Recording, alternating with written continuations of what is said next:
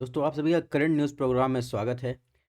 आज हम देखेंगे आर्टिफिशियल इंटेलिजेंस सिक्योरिटी के शिखर सम्मेलन के बारे में जो 2023 में नवंबर माह में हुआ और ये होस्ट किया गया है यूनाइटेड किंगडम के द्वारा, ठीक है, यानी यूके के द्वारा।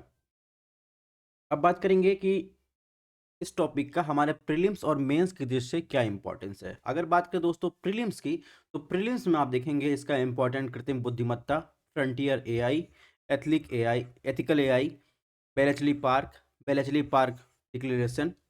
मेंस की बात करें तो मेंस का इस संबंध विज्ञान और प्रौद्योगिकी विकास और उनके एप्लीकेशन, दैनिक जीवन में इनके प्रभाव और आईटी क्षेत्र में जागरूकता, एआई के नुकसान और उसके एप्लीकेशन से संबंधित है।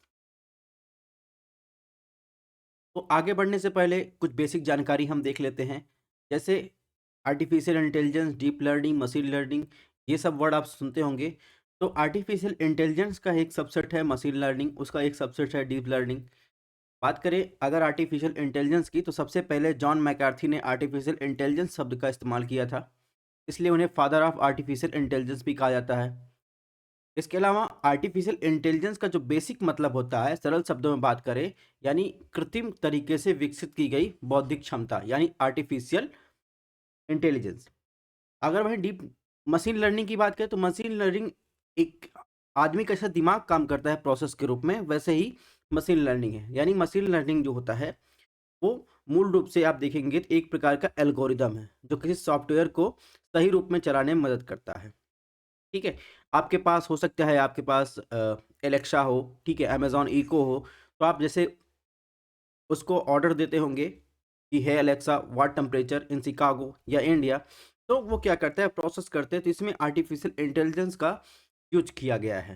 ठीक है, अब बात करते हैं ये चर्चा में क्यों था। तो हमने जैसे बताया कि ये चर्चा में था, इसलिए था क्योंकि बेलेचले पार्क में जो इंग्लैंड में स्थित है, वहाँ पर एआई की सुरक्षा समिट 2023 का आयोजन किया गया, जिसमें एआई टेक्नोलॉजी से उत्पन्न जो भी ग्लोबल लेवल पर चुनौतियां हैं उनके परिवर्तन को चिन्हित किया गया। अगर बात करें इसमें कौन कौन से देश शामिल थे, तो इन चुनौतियों से निपटने हेतु 28 प्रमुख देश शामिल थे। ठीक है, और ये पहला शिखर सम्मेलन है एआई सिक्योरिटी का, जिसे बेलेचले पार्क में घोषणा किया गया। अब बात करें इस ऐतिहासिक घोषणा में उन्नत एआई सिस्टम, जिसे फ्रंटियर एआई के रूप में जाना जाता है, कि संभावित जो भी भविष्य में जोखिम और लाभ, उनको जो है सामूहिक रूप से समझ और समन्वित दृष्टिकोण बनाने का प्रयास करती है। ठीक है, तो आप ये समझ गए चर्चा में क्यों है। अब बात करें कि फ्रंटियर एआई क्या है। तो फ्रंटियर एआई जो है वो अत्यधिक सक्षम फाउंडेशन जनरेटर एआई है। ठीक है, उसके रूप में परिभाषित किया गया है, जो डिमांड के आधार पर आप देखेंगे, जैसे आपको कोई आपने कमांड दिया उसे कोई टेक्स्ट जनरेट करने का या ऑडियो विजुअल या वीडियो विजुअल जो है जनरेट करने का, तो एकदम वैसा ही आउटपुट वो अपने आपके सामने प्रस्तुत करने की उसके पास क्षमता रहती है। तो ये हो गया फ्रंटियर एआई। इसके अलावा अगर आपको क्लासेस पसंद पसंद आ रही हो, तो आपको पीडीएफ चाहिए, तो आप जो है हमारे टेलीग्राम चैनल ज्वाइन कर सकते हैं। बात करें आर्टिफिशियल इंटेलिजेंस सिक्योरिटी सम्मेलन 2023 में जो हुआ, उसकी मुख्य विशेषताएं क्या थी।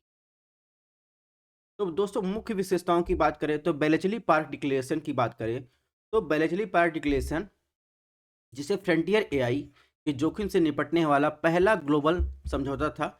इसके तहत पूरे वर्ल्ड में देखेंगे प्रमुख जो एआई खिलाड़ी हैं, यानी आर्टिफिशियल इंटेलिजेंस से कितने खिलाड़ी हैं, खिलाड़ी का मतलब जो आर्टिफिशियल इंटेलिजेंस में अपनी साख रखते हैं, उनके बीच उच्च स्तरीय राजनीतिक सहमत और प्रतिबद्धता को दर्शाता है।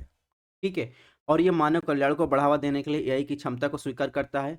लेकिन आप देखेंगे तो विशेष रूप से इसे फ्रंटियर एआई द्वारा जो भी उत्पन्न जोखिम को पहचान करना शामिल था। ठीक है, और इसके अलावा बात करें तो इसके विशेषताओं में, तो एआई से संबंधित जोखिमों से संबोधित करने के लिए अंतर्राष्ट्रीय सहयोग की आवश्यकता पर जोर दिया गया। इसके अलावा इस घोषणा पत्र में एक नियमित एआई सुरक्षा शिखर सम्मेलन की स्थापना की भी घोषणा की गई, क्योंकि जैसा कि आपको पता है ये पहला जो है एआई पर पहला शिखर सम्मेलन था। ठीक है, अगले शिखर सम्मेलन में मेजबानी 1 वर्ष के भीतर फ्रांस द्वारा की जाएगी और दक्षिण कोरिया अगले 6 महीनों के लिए मिनी वर्चुअल एआई शिखर सम्मेलन का सह मेजबानी करेगा।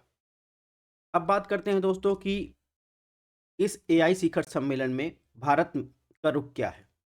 तो भारत का जो रेगुलेशन पर विचार न करके, भारत का रुख जो है जोखिम आधारित उपयोगकर्ता नुकसान दृष्टिकोण के आधार पर सक्रिय नियम बना रहा है। भारत में देखेंगे तो जिम्मेदार एआई के उपयोग पर अपनी प्रतिबद्धता को संकेत करता है, जिसमें आप एथिकल एआई उपकरणों के विस्तार के एक ग्लोबल ढांचे का निर्माण का आह्वान किया है भारत ने। इसके अलावा बात करें, भारत ने एआई के जिम्मेदार पूर्ण उपयोग को सुनिश्चित करने के लिए घरेलू यानी डोमेस्टिक और इंटरनेशनल दोनों स्तरों पर एक रेगुलेशन की स्थापना की बात की है। इसके अलावा जैसा कि आपको पता होगा कि डिजिटल इंडिया एक्ट 2023 जो अभी तक लागू नहीं हुआ है, उसमें बताया गया है कि एआई आधारित प्लेटफॉर्मों सहित ऑनलाइन मध्यस्थों के लिए समस्या विशिष्ट नियम प्रस्तुत किए जाने की उम्मीद है। ठीक है, ये हमने समझ लिया भारत का दृष्टिकोण क्या है। अब बात करेंगे बेलेचली पार्क के बारे में, क्योंकि ये जो यूके में बेलेचली पार्क में हुआ है, तो आप देखेंगे यहाँ पर लंदन से 80 किलोमीटर नॉर्थ में जाएंगे तो यहाँ पर बेलेचली पार्क है। ठीक है, और ये इसलिए फेमस है कि द्वितीय विश्व युद्ध के दौरान ब्रिटिश गवर्नमेंट ने एक कोड और साइबर स्कूल जीसी और सीएस के मुख्य स्थल के रूप में इसने कार्य किया था। इसमें हुआ क्या था, बेचली पार्क में एक हुआ था ट्यूरिंग बोंगे जो है कथित रूप से जो अटूट जर्मन एनिग्मा कोड था उसके तोड़ने में अपनी महत्वपूर्ण भूमिका निभाई थी।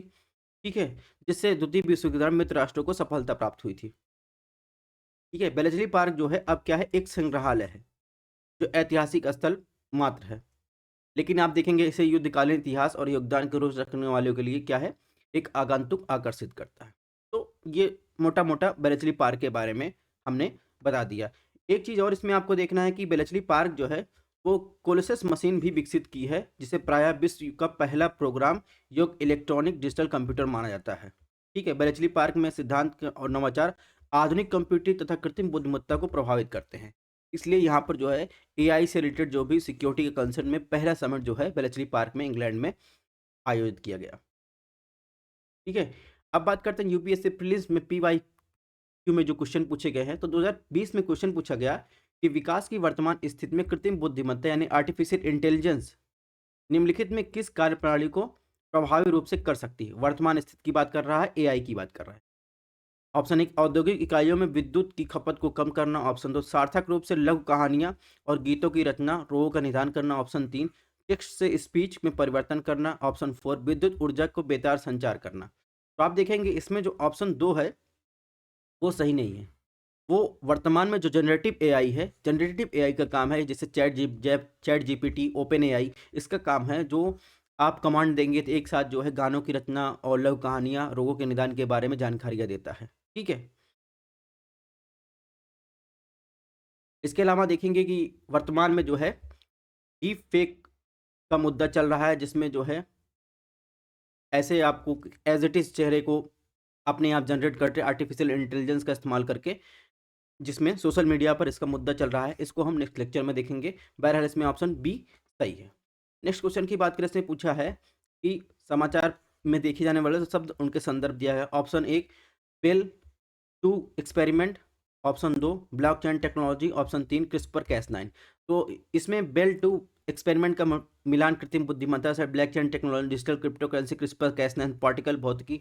तो आपको बताना है कि इसमें जो है कौन कौन से सुमेलित है। तो आप देखेंगे सिर्फ और सिर्फ ब्लॉकचेन टेक्नोलॉजी जो है डिजिटल क्रिप्टो करेंसी से ये संबंधित है। क्रिस्पर कैस9 की बात करें तो इसका संबंध जो है डीएनए यानी साइंस से है, और बेल 2 का प्रयोग आप देखेंगे तो ये भौतिकी पार्टिकल से संबंधित है। तो कुल मिलाकर इसमें ऑप्शन 20 सुमेलित है। ठीक है, इसके अलावा दोस्तों बात करें यूपीएससी मेंस 2021 में क्वेश्चन आया था कि भारत के प्रमुख शहरों में आईटी उद्योग के विकास से उत्पन्न होने वाले मुख्य सामाजिक आर्थिक प्रभाव क्या है। तो 2021 में ये क्वेश्चन पूछा गया था। तो थैंक्स फॉर वॉचिंग, मिलते हैं नेक्स्ट लेक्चर में। अगर आपको क्लासेस पसंद है तो सब्सक्राइब भी कर सकते हैं। ध्यान रखिएगा करंट अफेयर की जितनी भी क्लासेस होंगी वो सिर्फ स्टडी ऑन यूपीएससी पर होंगी, और स्टडी ऑन आईएएस पर अदर क्लासेस चलेंगी। करंट अफेयर की क्लासेस सिर्फ और सिर्फ स्टडी ऑन यूपीएससी पर आपको मिलेंगी।